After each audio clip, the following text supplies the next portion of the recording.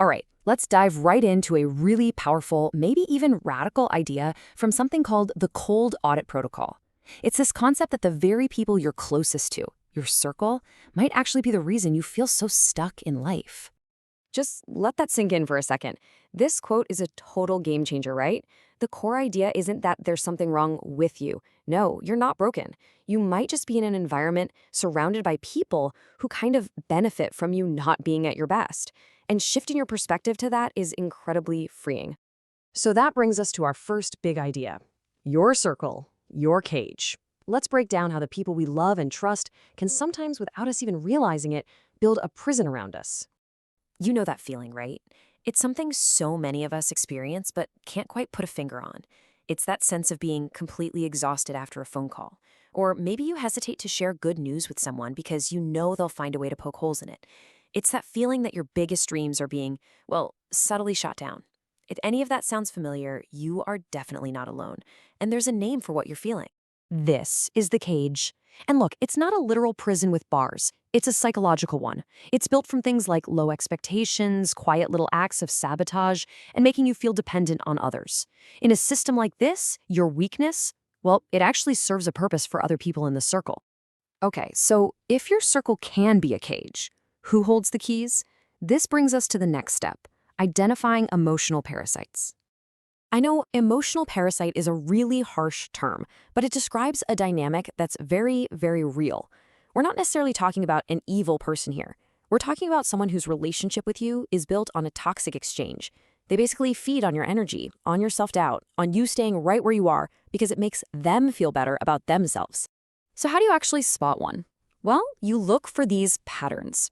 Think about someone in your life. Do they kind of downplay your wins? Do you walk away from conversations with them feeling insecure and just drained? Do they lean on you constantly for support but never seem to have any to give back? And here's the big one. Does the idea of you growing and changing seem to threaten them? So we've laid out the problem, which is pretty heavy, but now let's talk about the solution. And it's a seriously powerful strategy called the cold audit protocol. And I want you to really focus on that word weapon.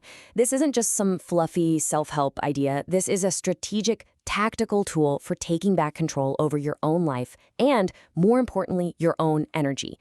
It's about deciding to fight back. The most important word here is cold. It means you have to take your emotions, your history, your feelings of obligation, and just set them aside for a minute. You become an energy auditor. For every single person in your life, you ask one simple, brutal question. After I interact with them, do I feel energized or do I feel drained? That's it.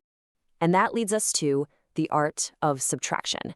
Because once you've done the audit, once you have the raw data, well, then comes the hardest but most important step of all. This phrase just nails it. We're all taught that to grow, you have to add things to your life. More friends, more contacts, more opportunities. This whole protocol just flips that script completely.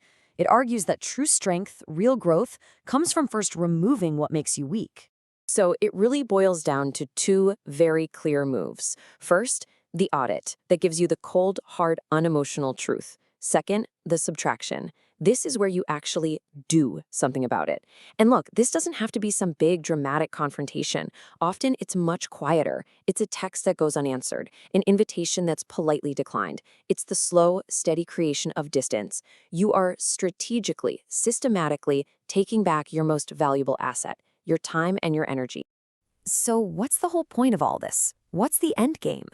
It's about reclaiming your sovereignty. This isn't just about feeling a little less tired. This is about total and complete ownership of your own life.